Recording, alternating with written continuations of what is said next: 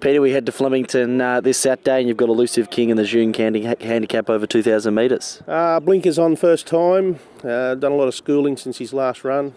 Not totally convinced that he's got his mind 100% on winning, but we're throwing everything at him this week and hopefully he can turn it around. There was a possibility to go to the Wangaratta Cup. Can you tell us why you didn't choose to go there? Well, I will accept this morning for that to give myself that option, but this stage Flemington.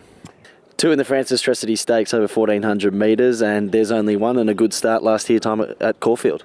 Yeah, she did well winning here over 1,200 out to 1,400 off the 3-week break. She's done well and can win again. And then you've got Thio, has about a 6-month break. Yep, she won well. Her only run in the spring, injured herself, had a long break on a Sydney Cup path.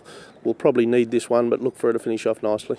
And then you've got Shout Out Loud races in the TAB Stakes over 1,400 metres and hasn't raced since the start of Jan.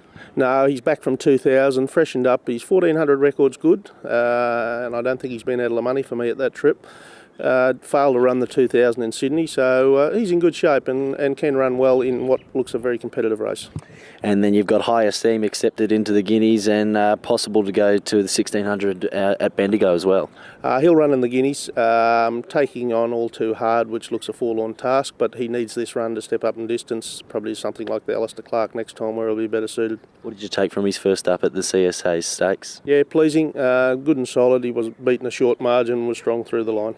Ready to rip in the hoisted handicap over 1,000 and had a 4-month break as well. Yep, he's good fresh. I think he's 4 from 5 first up. Won first up down the straight last time. Weighted up to his best with 60 kilos, but can run well. And also coming to this race is Karuta Queen and had a big break of nearly a year. Yeah, well, first preparation with us. She's coming back after being purchased as a brood mare.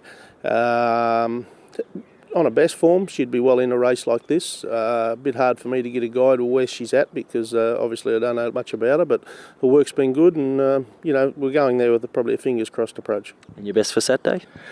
Hard racing all day, probably these only one's the one in form.